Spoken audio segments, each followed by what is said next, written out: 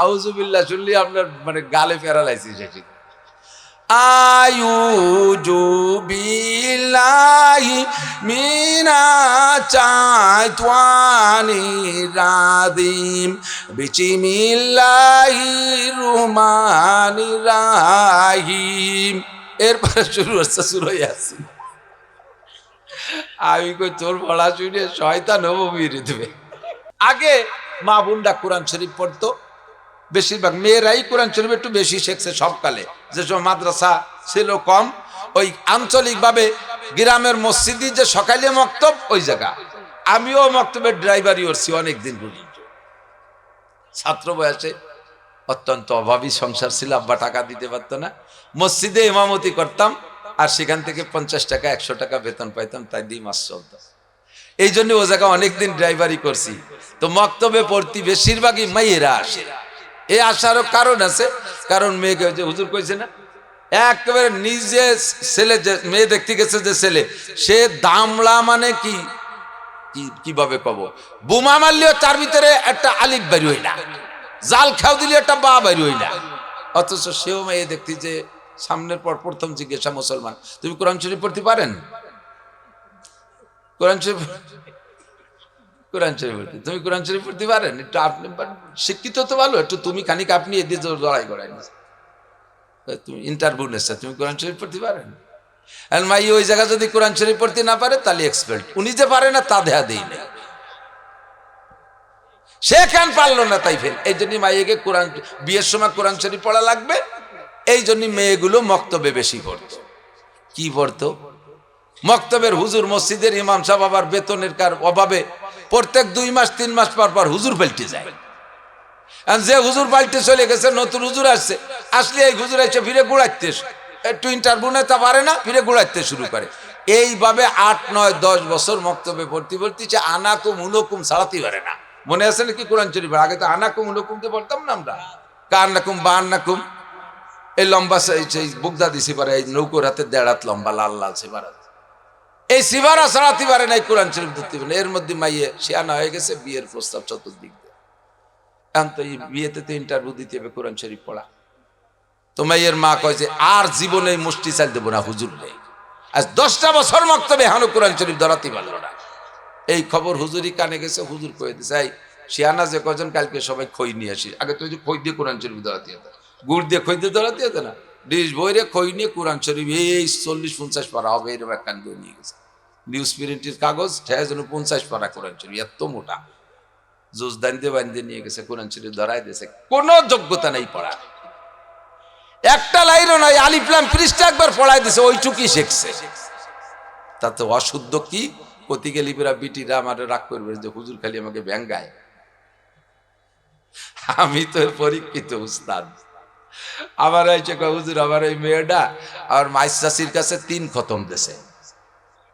ওর উস্তাদ হলো মাইস চাষি, মাইস চাষি বলেন তো, মাইস চাষি, আমার মাইস চাষির কাছে 3 খতম দিয়েছে। আপনি একটু শোনেন দি কেমন হলো। আমার কাছে এসে ভর্তি, আরে কপাল, আমি ভালোই মুখস্থ করতে পারিনি, যেটুক শুনছি আমার আউযুবিল্লাহ শুনলি আপনার মানে গালে প্যারালাইসিস এসে। আউযু বিল্লাহি মিনাশ শাইতানির রাজিম বিসমিল্লাহির রহমানির রহিম। এরপরে শুরু হচ্ছে সূরা ইয়াসিন। আমি কই তোর পড়া শুনে শয়তান বেরিয়ে দেবে। শয়তান কয় শয়তানি হচ্ছে, তাই বলে কোরআন শরীফ তো এরকম পড়া শিখি নেই। এই যে বোমবাস্টিং মার্কা না কিরাত, কোরআন শরীফ নামাজ ভাঙ্গার কারণ 19টে, তার ভিতরে 1 নম্বরে কিরাত অশুদ্ধ পড়া। আপনি বলেন এই কায়দার কোরআন শরীফ পড়লে কি নামাজ হবে? বলেন হবে? কিচ্ছু হবে না। পুরুষেরও হবে না, নারীদেরও হবে না।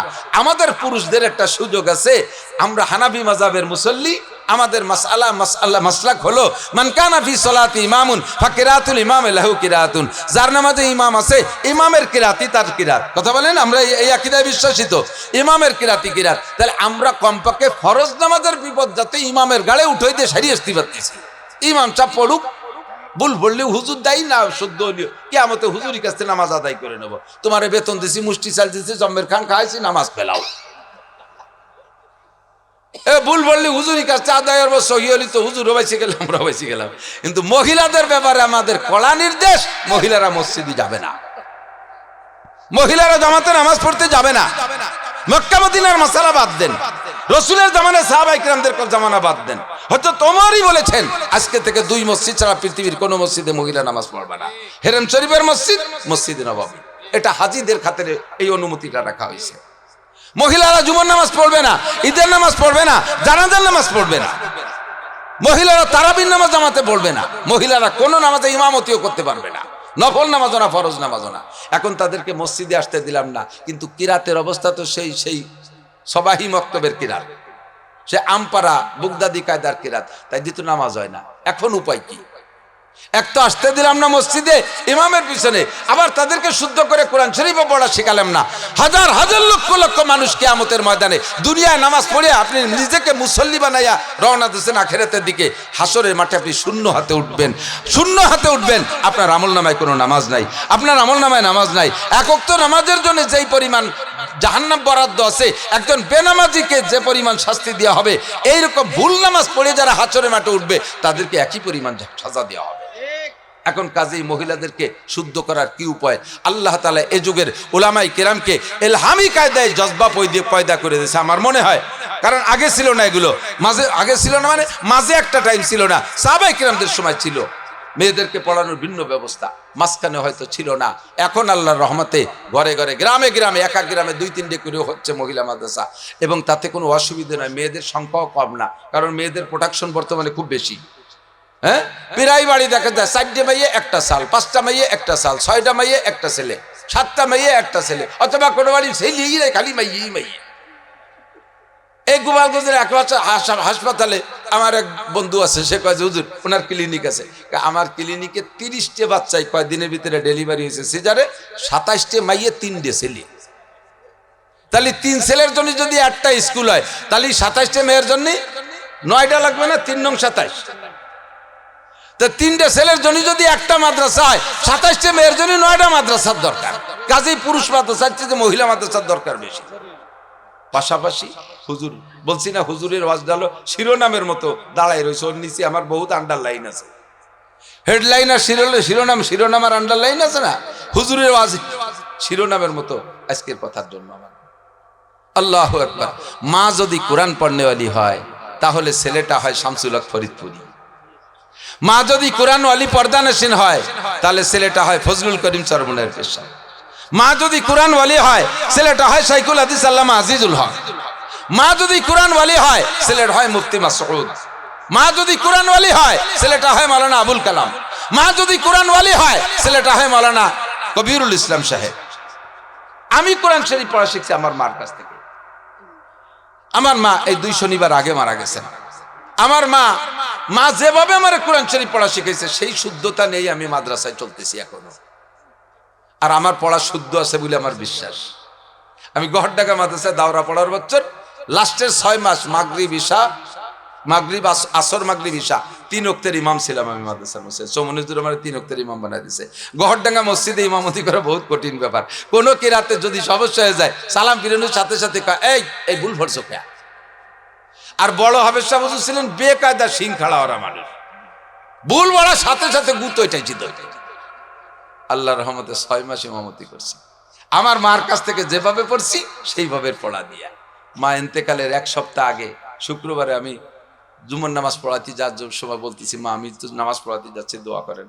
মা কয় কি নামাজ কোন? এই সময় জুমার নামাজ। এত অচেতন হয়ে গেছে যে বার হুশ নেই। আমি বলার পরে বলতেছে, আজ শুক্রবার, তাই তোমরা আমার কবা না আমি একটু সূরা কাহাফটা পড়তাম। 2 বছর বিছানে পড়া, মুখে উঠে খাওয়াই দিই, পেশা পায়খানা সাফ করে দেওয়া লাগে, পোলাপানের মতো আমি প্যাম্পাস পরাই রাখতাম। আমার এই মা একটু হয়ে গেছে ছোট, তাই বলতেছে আমি একটু সূরা কাহাফটা পড়তাম। আমি তো, আপনি কি দেখে পড়তে পারবেন? কোরআন শরীফ দেবো? না, মুখস্থ পড়বো। তাই পড়েন মা। শেষ পৃষ্ঠা আমার মা শুয়ে মুখস্থ শুনাইলে একেবারে সহি শুদ্ধ। আমার ব্যক্তিগত শকর যে আমি ওই আল্লাহ ওয়ালি মা, কুরআন ওয়ালি মায়ের পেটে জন্ম নিছি বিদায় আমাকে আল্লাহ পাক এ পর্যন্ত আসার তৌফিক দিয়েছেন। আমি তো ঠকি নাই, আমি তো ঠকি নাই, আলেম হয়ে আমি ঠকি নাই, আমি কোরআন পড়ে ঠকি নাই। আমি চ্যালেঞ্জ করবো গোপালগঞ্জের জেনারেল ওয়ালাদের সাথে, আল্লাহর রহমতে আমি সব জেনারেল ওয়ালাদের চাইতে আমি উপরে আছি। আমার ব্যক্তিগত শকর অহংকার করছি না, এটা কোরআনের খাতিরে আমি শকর আদায় করছি। কতক্ষণ গোপালগঞ্জের জেনারেল লাগে সারা বাংলাদেশের কয় জায়গা চেনে এক প্রধানমন্ত্রী ছাড়া? আমারে বাংলাদেশের না চেনে কোন জেলার মানুষ, এবং কোনো খারাপ ভাবে চেনে না, মোহাব্বতের সাথেই চেনে। এ শকর আমি আদায় করি। আমি মা যদি আল্লাহ ওয়ালি হয়, সন্তান আল্লাহ ওয়ালা হবে। মা যদি ভালো হয় তাহলে সন্তান ভালো হবে। এজন্য মাটা ভালো হওয়া দরকার। মা ভালো হওয়ার আর কোনো কারখানা নাই, মা ভালো মা প্রোডাকশন দেওয়ার আর কোনো কারখানা নাই। একমাত্র কওমি মহিলা মাদ্রাসায় ভালো মায়ের প্রোডাকশনের কারখানা। কথা বলেন ঠিক কি ঠিক না? আপনার মেয়েকে পড়ান। এই যে একটা কথা ভাই বলছে, বললাম না শিরোনাম কথা উনি বলে বেড়াইছে। আমার কাছে যে কত জেনারেল উচ্চ শিক্ষিতরা প্রস্তাব দিয়ে রাখছে, হুজুর একটা মহিলা মাদ্রাসার মেয়ে খুঁজে দেন, একটা মহিলা মাদ্রাসার মেয়ে খুঁজে দেন, বিয়ে করবো। আমি বললাম তুমি তো কলেজে পড়ো, তা কলেজে দি কত মাইয়ে আছে? না, কলেজের কোনো মাইয়ে নাই, সব ছেলে হয়ে গেছে। কলেজের গুলো মাইয়ে নাই, ছেলে হয়ে গেছে। তা কিনে বলো, আমরাও প্যান্ট পরি তারাও প্যান্ট পরে, আমরাও শার্ট পরি তারাও শার্ট পরে, আমরাও চুল এরকম কাটি তারা এরকম কাটে। আমাকে হাতে চুড়ি নাই তাকেও নাই, আমাকে কানে দুল নাই তাকেও নাই, আমাকে গায়ে উড়না নাই তাকেও নাই। আমরা আল্লাহর ফজলে সিগারেট খাই তারাও খায়। তাহলে মেয়ে সব ছেলে হয়ে গেছে না? কয় যে ও বাড়ি নিয়ে দেয়ার কায়দা নাই, ও দাবড়ের ঘোড়া, গরু তিলাই থই এক পাউ দিয়ে, গোড়াই লাইথই দুই পাউ দিয়ে। কতক্ষণ না ঘোড়া গরুতি লাথি মারে এক পাউ দিয়ে না, আর গোড়ায় জোড়া লাথি। এই দাবড়ের গোড়া বাড়ি নিলি কয় বা বেটা লাথি খাতি খাতি শুয়ে যাবো। মাপসাই একটা মহিলা মাদ্রাসা হুজুর মাইয়া এনে দেন। হয়তো হুজুর মাইয়া আনতে তো তোমার একটা হুজুরে ভেষ ধরা লাগবে। কয় যা তালি দাড়ি রেখে দেবানি হুজুর, তালি দাড়ি রেখে দেব। তাহলে একটা ভালো মেয়ে বিয়ে করার জন্য জেনারেল চিকিৎসা সে দাড়ি রেখে হুজুর সাজার সিদ্ধান্ত নিচ্ছে। কথা কন, অরিজিনাল সত্যি ভালো ভদ্র মেয়ে যদি নিতে হয়, ঘরে একটা ভালো বউ যদি আপনি পুত্রবধূ পেতে চান, তাও এখান থেকে নিতে হবে ইনশাআল্লাহ। আমি কক্সবাজার মৌলানা কক্সবাজারে বাঁশখালী মৌলানা আক্তারুল ইসলাম সাহেবের মাদ্রাসায় গেছি। ওই মাদ্রাসায় বড় মাদ্রাসা, 1-1.5 ছাত্রী, দাওরায় হাদিসে আছে 55 জন। আমারে কইল যে হুজুর আমার এখানে যারা প্রধান বক্তা আসে তারা যদি হাদিসের শিক্ষক হয় তাহলে তাদেরকে দিয়ে আমি একটা সবক আমার মেয়েদের পড়াই রাখি। তা আপনি শাইখুল হাদিস বুখারী পড়েন, তো আমার মেয়েকে একটা সবক পড়াই দিয়ে যান, চলেন যাই। তা আমি এক পৃষ্ঠা প্রথম খণ্ডের মাঝখান থেকে এক পৃষ্ঠা আমি এক জায়গাতে দেখে গেছি, এক নজর ভিতরে গেছি, মেয়েরা ভিতরে বসা আর আমরা বাইরে বসা 2-3 জন। তো হাদিস পড়ানোর নিয়ম হলো এবারত রিডিং পড়ে ছাত্রছাত্রীরা, তর্জমা করা হয় না, যে হাদিসের উপরে কিছু কথা আছে জরুরি ওই জায়গা থামাই দিয়ে তার ব্যাখ্যা দেওয়া হয়, আর পড়ো রিডিং পড়ো, ইবারত পড়ো। তা আমি ওখানে যে বললাম যে তোমরা এত নম্বর পৃষ্ঠা খোলো, আমি কোথায় পড়াবো তা ওই মেয়েরা জানে না। আমি যে বললাম এত নম্বর পৃষ্ঠা খোলো, খুলছে, তোমরা কেউ পড়তে পারো? জি হুজুর। একটি মেয়ে পড়লো। আহা, কথা না বলি, এই বিষয়গুলো আপনারা আওয়াজ ছাড়া সমাধান করেন, স্থানীয় গণ্যমান্য ব্যক্তিরা, যা কিছু হয়েছে সেটা আওয়াজ ছাড়া ছাড়েন। আমার দিক খেয়াল করেন। একটি মেয়ে এবার ইবারত শুরু করলো। বুখারী শরীফের পৃষ্ঠা কিন্তু কোরআন শরীফের মিনিমাম 3 পৃষ্ঠার সমান, বরঞ্চ তারও বেশি হতে পারে, 4 পৃষ্ঠার মতো হতে পারে, 1 পৃষ্ঠা তো বড় বড়। ওই মেয়েটি আমার মনে হয় 4 নিঃশেষে 3 থেকে 4 নিঃশেষে এই 1 পৃষ্ঠা পড়ে ফেলছে। আমার এই শিক্ষকতার জীবনে আমি ভালো ভালো মেধাবী ছাত্র আমাদের কাছে পড়ছে, আমি কোনোদিনও কোনো পুরুষ ছাত্রের মুখ দিয়ে এত সুন্দর ইবারত আমি শুনিনি। একটা নুক্তা জের জবর কোনো বাধা নাই, একটা শব্দ তুতলাই নেই, আর কোনো নাহু সরফের গ্রামারের কোনো কোনো ত্রুটি নেই, এত সুন্দর পড়ছে। আক্তার সাহেব বললেন মেয়েটা যদি ছেলে হইতো, এই মেয়েটি যদি ছেলে হইতো আর এইভাবে যদি এলেম এই পর্যন্ত আসতো, ও হাটাজারি মাদ্রাসার শাইখুল হাদিস অযোগ্য। এত ভালো আলেমা হয়েছে, এত ভালো আলেমা হয়েছে। আমার বিশ্বাস মেয়েটি যদি এভাবেই থাকতে পারে, আল্লাহ যদি তাকে রাখে, তাহলে তার পেটের বাচ্চাগুলো প্রাথমিকভাবে 2-4 ক্লাস পড়তে আর গ্রামে অন্য জায়গা মাদ্রাসায় যাওয়া লাগবে না। মায়ের কোলে থেকে মিজান আহমেদের হিদায়াতুন্নূর পর্যন্ত পড়তে পারবে। ইচ্ছা করলে মা সন্তানদের সবগুলো বুখারী পর্যন্ত পড়াইতে পারবে। এমন মেয়ে দরকার আছে না নাই? মেয়েদের সতীত্ব নিয়ে খুবই একটা সন্দেহ চলতেছে, তাদের ইজ্জত সম্ভ্রম নিয়ে খুবই একটা বিপদের ভিতরে আছেন। মেয়েদেরকে ঢাকা বিশ্ববিদ্যালয় দিয়ে আব্বারা বাড়ি বসে বসে আল্লাহ বিল্লে তসবিহ তাহলিল করতেছেন, 24টা ঘন্টা আমার মনে হয় দুশ্চিন্তায় থাকেন, কি দুর্ঘটনার খবর আসে, কি দুর্ঘটনার খবর আসে। কথা বলেন ঠিক না? আর পর্দা নেশিন একটা মেয়ে সম্পর্কে এই চিন্তা করা লাগে না। আদর্শ মা, আদর্শ সন্তান যদি পাইতে চান, সমাজের যুবকরা গাঁজা খায়, ইয়াবা খায়, ফেন্সিডিল খায়, হিরোইন খায়, একটু বলেন তো আপনাদের এই কাজুলিয়া মাদ্রাসার কোনো ছেলে কি মদ গাঁজা ইয়াবা খায়? ভবানীপুরের ছেলেরা তো অবশ্যই খায়। ভবানীপুর মাদ্রাসার ছেলেরা খায় না? হিরণ মাদ্রাসার ছেলেরা খায়। হাটাজারি, পটিয়া, বাবুনগর, জিরি, নাজিরাট, লালবাগ, ফরিদাবাদ, মালিবাগ, গহরডাঙ্গা, যত মাদ্রাসা আছে কোনো মাদ্রাসার ছেলেরা মদ গাঁজা ইয়াবা ফেন্সিডিল হিরোইন খায়? এরা খায় এগুলো? এরা কি পরের গাছের নারকেল চুরিয়ে ভাজি খায়? এরা কি মুরগির খোপ ধরে চুরিয়ে খায়?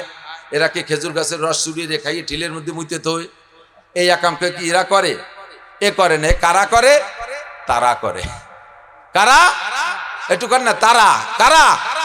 তারা। তার আগে এই সমস্যা কেন? তারাদের কি বলা হয়, এলেম কিছু শিখতেছে, জাগতিক এলেম, তা এরকম বলে তালিম, কিন্তু তাহজিব আর তামাদ্দুন নাই। হাতে নাতে আখলাক আর চরিত্রের প্রশিক্ষণ নাই। হাতে নাতে আখলাক আর চরিত্রের প্রশিক্ষণ নাই। আপনার মেয়েটা যেখানে পড়তেছে ওখানে হাতে নাতে আখলাক আর চরিত্রের প্রশিক্ষণ নাই। কিছু জেনারেল বই পুস্তক পড়ায় তাদেরকে শিক্ষিত বানাচ্ছে। ও দোস্ত, এই শিক্ষার মেয়াদ কতদিন? এদিক তাকান। এই শিক্ষার জেনারেল মেয়াদ, জেনারেল সার্টিফিকেট একটা মেয়াদ আছে। ওই মেয়াদ উত্তীর্ণ হয়ে গেলে ওই সার্টিফিকেটের পাস পাইরও দাম নাই। কথা কন না কেন?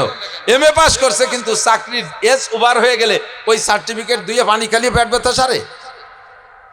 এরপরে যদি মেয়াদ থাকতে চাকরিও পান, তাহলে জেনারেল সার্টিফিকেটের চাকরি, ওই সার্টিফিকেটের একটা মেয়াদ আছে। ওই মেয়াদে গেলে সরকার কয় তোমার সার্টিফিকেটের টেম্পার বাতিল হয়ে গেছে, এখন তোমার রিটার্ন 50 লাখ টাকা দিলাম, বাড়ি নিয়ে দুই মিশে কাউকে, আর গটি কম্বল গুছাই নিয়ে বাড়ি যাও। কতক্ষণ? 35 বছর পরে যে সার্টিফিকেটের কোনো দাম থাকে না। আর কোরআনের সার্টিফিকেটের বয়স যত বাড়ে তত দাম বাড়ে, যত বাড়ে তত দাম বাড়ে, মরার পরে আরো বাড়ে। কতক্ষণ না কেন? সদস্য মরার পরে ওনার সার্টিফিকেটের দামে আমরা সারা এই বঙ্গের মানুষ কমপক্ষে আমরা সেই নামের উপরে চলতে তালে আছি, ঠিক না? এই কোরআনের সার্টিফিকেট মরার পরেও দাম বাড়তে থাকে। মাওলানা মাসুদ সাহেব, আমাদের মুফতি সাহেব হুজুর, যখন দেওবন্দি থেকে, পাকিস্তান থেকে পড়ে বাংলাদেশে আসছেন, তখন ওনারে কয়জনে চিনত? উনার সাথে কি সম্পর্ক ছিল মানুষের? এখন বয়স বাড়তিছে, 40 বছর শিক্ষকতা হয়ে গেল। এখন পড়ানোর কারণে কি উনার এলেম সব পোলাপানকে দিয়ে উনি খালি হয়ে গেছেন? উনি তার লেখাপড়া ভিতরে নাই কিছু, যা পড়াই বলিয়েছিল সব তো দিয়া হয়ে গেছে। কমছে না বাড়ছে? মন দিয়া করো সবে বিদ্যা উপার্জন, সকল ধনের চেয়ে বিদ্যা মহাদান, এই দান নাহি কেউ নিতে পারে কেড়ে, যতই করিবে দান ততই যাবে বেড়ে। এই বিদ্যা যত দান করবে ততই। আমরা ফারেক হয়ে আসছি, কে চিন্ত? এখন বয়স বাড়তেছে, সারা বাংলাদেশে প্রসিদ্ধি, সারা বাংলাদেশে প্রসিদ্ধি বাড়তেছে। এই সার্টিফিকেট বয়স বাড়বে আর দাম বাড়বে। আপনার মেয়েরও কোরআনের সার্টিফিকেটের বয়স বাড়বে আর তার দাম বাড়বে। এখন মেয়েদের হালাল হারাম জানতে হবে, পর্দা পুশিদা জানতে হবে। রমজান মাসে মহিলাদের একটা দুটো কথা কয়ে শেষ করে দেব। রমজান মাসে মহিলাদের বিশেষ শারীরিক নাপাকের কারণে 3 দিন রোজা রাখেনি। 3 দিন রোজা রাখেনি। মূর্খ অশিক্ষিত মহিলা 3 দিন রোজা রাখেন, এরপরেও 2-3 দিন রোজা রাখে না। তা যারা জানে বিষয়টা তারা কয় যে তুই কি ব্যাপার, তুই রোজা রাখবা না? তোর রক্ত বন্ধ হয়নি? রক্ত বন্ধ হয়েছে, সাবান নাই, সুটা নাই, তার কি রোজা রাখবো? তাহলে কি বুঝাচ্ছে? সাবান আর সুটা ছাড়া রোজা রাখা যাবে না। তার মানে সাবান দিয়ে সেহরি খাবে, সুটাই দিয়ে ইফতার করবে। কিতাবের থেকে যদি জানা থাকতো, আল্লাহ কইছে ওয়ানজালনা মিনাস সামাই মাআন তাহুরা, আমি আসমান থেকে পবিত্র পানি নাজিল করেছি। তোমার খালের ভিতরের পানি পবিত্র, তোমার টিউবওয়েলের পানি পবিত্র, তোমার নদীর পানি পবিত্র। এই পবিত্র পানির ভিতরে গোসল করলেই তুমি পাক হয়ে যাবা। সাবান আর সুটা লাগবে না, সাবান সুটা লাগবে না। এই সাবান সুটার অজুহাত দিয়ে ঠেলায় আরো 3 দিন রোজা রাখে না। মহিলার যদি কিতাব থেকে সচক্ষে দেখে মশালাটা জানা থাকতো, তাহলে বেলা আসরের সময় রক্ত বন্ধ হয়েছে, ওই আসরের সময় তার গোসল কইরা সাদা পানি দিয়ে গোসল কইরা কাপড় পাল্টাইয়া আসরের নামাজই তার পড়তে হবে। বেলা ডুবার 1 মিনিট 2 মিনিট আগেও যদি তার শরীর পবিত্র হয়, পবিত্র মানে রক্ত বন্ধ হয়, তাহলে তারপর ওই বাকি টাইম বাকি নামাজ তার ফরজ হয়ে গেছে, আসরের নামাজ পড়তে হবে। বেলা 2-3টের সময় তার রক্ত বন্ধ হয়ে গেছে, বাকি টাইম সন্ধ্যা পর্যন্ত সে যে রোজা হবে না ঠিক, রোজা হবে না ঠিক, কিন্তু তাকে যে রোজা না রাখার অনুমতি ছিল, যে রক্তের কারণে রক্ত যখন বন্ধ হয়ে গেছে তারপরের থেকে তার আর সেই হুকুম নাই, এখন তার বাকি সন্ধ্যা পর্যন্ত কিছু খাইতে পারবে না। যদিও ওই দিনটা তার রোজার মধ্যে ধরবে না, কিন্তু সে খাবে না সন্ধ্যা পর্যন্ত, চলে যাবে এবার সে পবিত্র রোজাদারদের কাতারের ভিতরে। মশালাটা তার জানা থাকা দরকার আছে না নাই? এই জায়গা কঠিন মশালা আমরা সরে বেকার মধ্যে পড়াই। তুহুরে মুতাখাল্লালা, তুহুরে মুতাখাল্লালা, 2 দিন রক্ত, 1 দিন রক্ত বন্ধ, আবার 2 দিন রক্ত, আবার 3 দিন রক্ত বন্ধ, আবার 3 দিন পর আবার রক্ত শুরু হয়েছে। এই যে নারীদের শারীরিক মানে সমস্যা, এটা অনেক নারীদের আছে। এই জায়গার এই ঝামেলাগুলো কিভাবে আমি স্টেজে বলবো কোন? তাও যেটুক বলছি অনেকের ভিতরে একটু লজ্জা লাগছে, যে মেয়েদের আভ্যন্তরীণ মাসালা একটু বলতে বাধ্য হয়েছি এজন্য যে মেয়েদেরকে এই কিতাবগুলো নিজ চোখে দেখে পড়িয়ে সেই মাসালাগুলো সংগ্রহ করে আমল করা দরকার আছে না নাই কথা করে, যেগুলো স্টেজে বলা যায় না। তো কে বলবে তাদেরকে? এজন্য তলাবুল ইলমে ফরিদাতুন আলা কুল্লি মুসলিমিন ওয়া মুসলিমা। বহু মহিলা আছে ফরজ গোসল হয়েছে, গোসল করতেছে, শরীর পাক হচ্ছে না কেন? কানের ফুল, কানের দুল, এটাকে নাড়ায় চাড়াই ওই ছিদ্রর ভিতরে পানি পৌঁছাইতে হবে। নাকের ফুলকে নাড়াচাড়া দিয়ে ভিতরে পানি পৌঁছাতে হবে। ডুব দিয়ে উঠে চলে আসে, কোনো নাড়াচাড়া নাই, আইসে নামাজে দাঁড়াই গেছে, নামাজ কিচ্ছু হয়নি। এই মশালাগুলো আমি কিভাবে বলবো স্টেজের ভিতরে? স্টেজের বয়ান তো হবে শিরি ফরাদের গল্প, ইউসুফ জুলেখার কিস্সা, ইব্রাহিম ইসমাইলের কিস্সা, আর কিছু লম্বা লম্বা কিস্সা, ফাঁকে ফাঁকে 2-4টে গজল টাইম দিয়ে ছাড়িয়ে দেবো, দাও 60,000 টাকা। এই হলো স্টেজের ওয়াজ। এই কুসো মশলা আমি কিভাবে কব? এই কুসো মশলা শিখা দরকার আছে না নাই? এরকম হাজার হাজার নারী আর পুরুষের সবাই, এজন্য তালাবুল ইলমে ফরিদাতুন আলা কুল্লি মুসলিমিন। আপনারা কি শেষ ফিনিশিং বুঝতে, অনুভব করতে সক্ষম হয়েছেন যে মেয়েদেরকে মাদ্রাসায় পড়ে কোরআন হাদিস থেকে সরাসরি নিজের এলেম অর্জন করা জরুরি? এটা কি বুঝতে পারছেন? তাহলে আপনারা আব্বারা যদি বুঝতে পাইরা আপনার মেয়েদেরকে এখানে না পড়ান, আর এই মেয়েগুলো যদি আমলি ত্রুটির কারণে কিয়ামতে ধরা খায়, ওরাই কিন্তু আপনার এগেইনস্টে মামলা দেবে। কি বলবে? রব্বানা ইন্না আতানা সাদাতানা ওয়া কুবারানা। আল্লাহ, আমরা তো আমাদের বড়দের অনুসরণ করতাম। আমি কেজি কিন্ডারগার্টেন চিনতাম না, ইংলিশ মিডিয়াম বুঝতাম না, কোন কলেজে পড়লে ভালো হবে বুঝতাম না, বিকারুন নিসা, খয়রাতুন নিসা, কত কত স্কুল আছে না, ওই জায়গা বললে ভালো হয়, এ তো আমরা চিনতাম না। ওগুলো আমাদের আব্বারা চিনেইছে। সেই আব্বারা যদি গহরডাঙ্গা মাদ্রাসা, আব্বারা যদি আশুতিয়া মাদ্রাসা, আব্বারা যদি কাজুলিয়া মাদ্রাসা চিনে দিত, তাহলে আমরা ওখানে যে এইগুলো শিখতাম। আজকে ওনাদের কারণে আমাদের এই বিপদ। কাজে আমার একটা দাবি, রব্বানা আরিনাল্লাহ জাইনে আদাল্লানা মিনাল জিন্নি ওয়াল ইনস, জিন আর ইনসানদের মধ্যে যেই নেতারা মুরব্বীরা আমাদেরকে এই গুমরা করেছে, আরিনা, একটু সামনে এনে দাও, আমি একটু দুটো শুধু এক নজর একটু দেখি। আনো আল্লাহ, আনো, ওকে একটু দেখো। আল্লাহকে দেখে কি করবি ক, তা নাহলে আনবো না। তাকে সামনে আনলি দেখে কি করবি ক, নাহলে আনবো না। তখন তারা বলবেন না জালহুমা তাহতা আকদামিনা, কি করবো বুঝতিস না? ওই বুড়ো বুড়িরে পাততলে ফেলাইয়ে পাড়াবো, মলন মলবো, মুহিয়েরটা পাড়া দেবো, পেটের উপরে বুকির উপরে উঠে লাফাবো। আদর করছো, ভালোবাসো, জামা দেছো, কম্বল দেছো, যা চাইছি তা দেছো। এরপরে যা না চিনি তা চিনাইছো, এটাও চিনতাম না, এটা কেন চিনেও নাই। ইংলিশ চিনতাম না, অঙ্ক চিনতাম না, আইএবি এমএ বিসিএস চিনতাম না, সেগুলো চিনাইছো। কোরআনও চিনতাম না, হাদিসও চিনতাম না, কেন চিনেও নাই? এই বলে পরাণ বলে আব্বা আমার একটু পাড়াবো, ঘাড় ধরে জাহান্নামের মধ্যে ফেলাইয়া সিঁড়ি বানাইয়া নামবো। আর একটা কথা, আল্লাহ আতিহিম দেফাইনা মিনাল আযাব, আমার ফিটি যদি বাড়ি একটা দাও, আমার আব্বা আমার ফিটি দুইটে দিতে হবে, 2টি বাড়ি দিতে হবে। আল্লাহ কাকা 2টি দেবো কা? তোর একটা দেবো, ওনাকে 2টি দেবো কা? কয় যে ওনাকে 2টি দেবা কেন? কোনটা আমাকে ক্ষতি করছে, এই জন্য ডবল দিতে হবে। আল্লাহকে লিকুল্লিন দিয়ে ফাইন, তোরও ডবল, তোর বাপেরও ডবল। লিকুল্লিন দিয়ে ফাইন, সবার ডবল হবে। কয় আমাকে ডবল হবে কে? কয় যে যেদিন শুনলি মৌলানা নাসির, মৌলানা মুফতি মাসুদ সাহেব, আবুল কালাম সাহেব, কবির সাহেব বলি গেল, তারপরে তোকে তো নিজে সিদ্ধান্ত পাল্টাতি বাদ দি। এরপরে কেন নিজে সিদ্ধান্ত পাল্টালি না? তারপরে অধিক কেন থাকলি? এবার ফাবুহিতাল্লাযী কাফার আকরি হ্যাঁ ঠিকই কইছে, আল্লাহ একটা ভুল হয়ে গেছে, তাহলে রব্বানা আখরিজনা মিনহা আরেকটা বার পাঠায় দাও, আমি যাই এই মাদ্রাসায় ভর্তি হব, এদিক ওদিক যাব না। আল্লাহ কা ইকসাউ ফিহা, শাট আপ, পড়ে থাক এখানে, আর সুযোগ হবে না। আলাম ইয়াতিকুম নাজির, তোমাদের কাছে কি আমাকে নাজির যায় নাই? নাজির মানে নাসির না, নাজির মানে ভীতি প্রদর্শক। এই কথাগুলো বুঝানোর কথা বলনেওয়ালারা কি যাই নেই? কলু বালা জানা নাজির, এসছিল, আল্লাহ কত কথা বুঝাইছে। ফাকাদ্দাবনা ওয়া কুলনা মা নাযালাল্লাহু মিন শাই, সেদিন মনে করতাম যেগুলো হুজুররা বানায় বানায় কয় এ কিছু আস, এই পরে কথা কয় কারা? ফাকাদ্দাবনা ওয়া কুলনা মা নাযালাল্লাহু মিন শাই রব্বানা গলাবাত আলাইনা শিকওয়াতুনা ওয়া কুননা কওমান দাল্লিন। আল্লাহ আমাদের কপাল খারাপ, এমন কপালের দোষ দেবে আল্লাহ। কেন? কপাল তো খারাপ না, ভালোই তো, টান টান কপাল। কপাল বকতে হবে এবারে দিকায়, কপাল যেহেতু খারাপ। শুনছিস মানিস নিকা, যুবক সিদ্ধান্ত নাও, শোনা সময় আছে। তোমার আইএবিএম এ ছেড়ে আসতে বলতেছি না, তুমি যা পড়ছো জেনারেল পড়ো, আরো পড়ো। বরঞ্চ আমি উৎসাহিত করি বাংলাদেশের জেনারেল স্কুল কলেজ ইউনিভার্সিটি ছেলেরা, তোরা ভালো করে পড়, বিজ্ঞানী হ, অস্ত্র বানা। আমেরিকার কাছে ধ্বজা দিয়ে থাকতে হবে কেন? পাশালাকের কাছে মুনাজাত পাততে হবে কেন? তোরা বানা, সরকার তোকে টাকা কম দিচ্ছে না। সায়েন্স বিজ্ঞান পড়িয়ে পরের মেশিনে জোড়া তালি দিয়ে সেও নিজে একটা বানাতে পারো না? বানাও, বিজ্ঞানী হও, তুমি বড় অফিসার হও, সাথে আল্লাহ কোরআন শেখো, দিন শেখো, শরিয়াত শেখো। তোমার জেনারেল সার্টিফিকেট কবরে যাবে না, অবশ্যই কোরআনের সার্টিফিকেট কান কবরে যাবে। কতক্ষণ যাবে? বলেন যাবে। আপনাকে কিয়ামতে 6666 তালা দালান বানাইয়া ওই দালানের মাথায় উঠিয়ে দেবে। যেই লিফট, সেই লিফট হলো কোরআনে কারীম, সেই সিঁড়ির নাম কোরআনে কারীম। আমার মাহফিলে মিনিমাম 500 মাহফিলে রাজনৈতিক নেতারা আইসা ভোট চাই। যদি ফলোর না দিয়ে হয় মাহফিল ক্যান্সেল। হুজুরকে 1000 টাকা দিয়েছে, মাইক নেই, কিচ্ছু কথি দিছে পায় না। সালাম দেবে কর্নে, শুরু করবে কিভাবে, কি দিয়ে আর শুরু করবে? শুরু একবার হয়ে গেলে থামতে পারে না, সে বিট টিট মেরি দিয়ে টানতে থাকে।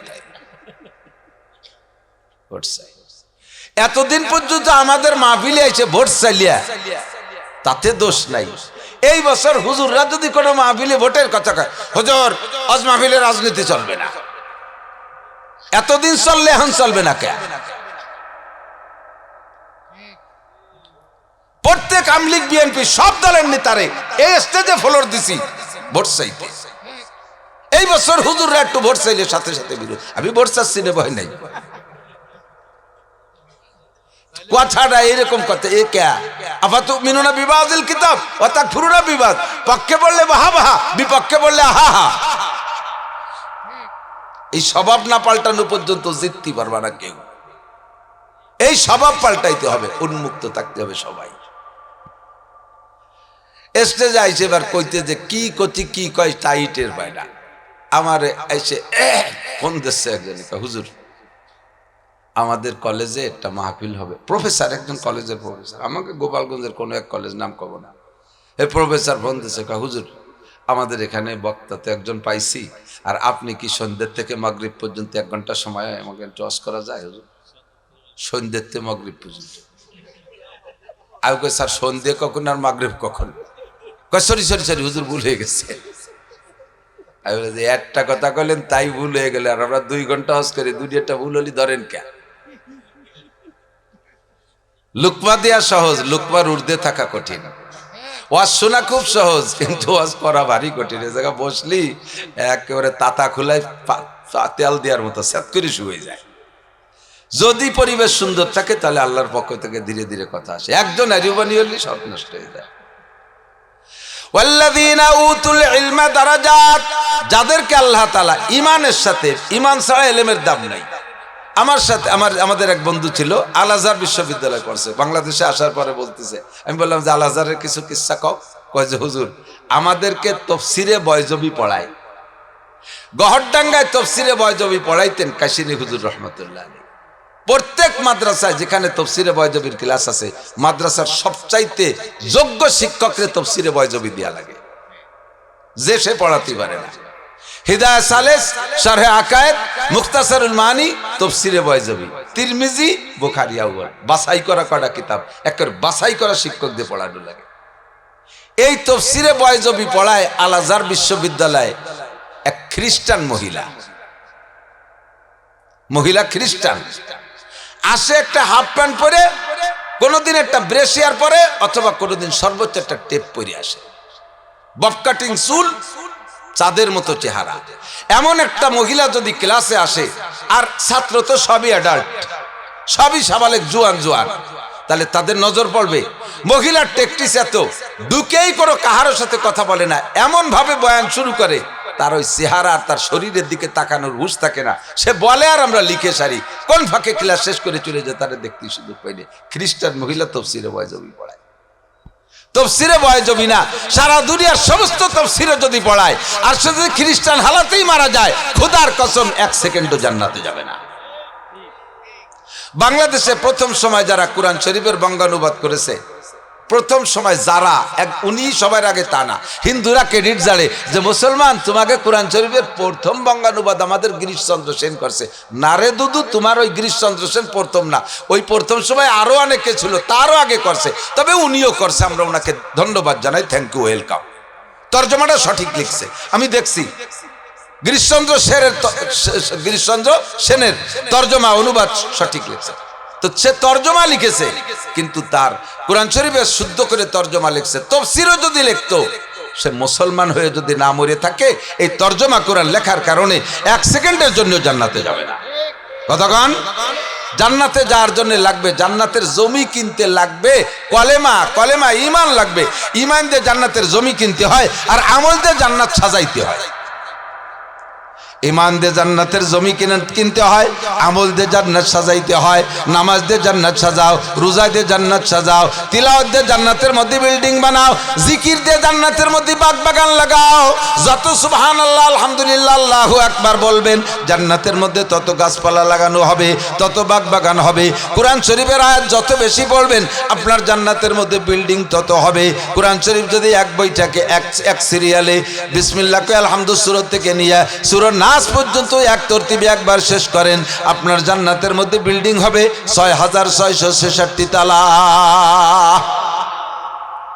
ওয়াল্লাযীনা উতুল ইলমা দারাজাত, ঈমানের সাথে ইলম লাগবে।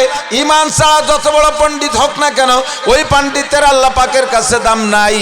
এই ইলম হলো সবচাইতে দামের আসবাব, হলো ইলম। যাকে ইলম দান করেছে আল্লাহ কয় তাকে সবচেয়ে উঁচু মর্যাদা দান করা হলো। এবার ইলম কাকে বলে? আমার দিক, এলেম কাকে বলে? এলেম মানে জ্ঞান, এলেম মানে বিদ্যা, এলেম মানে শিক্ষা।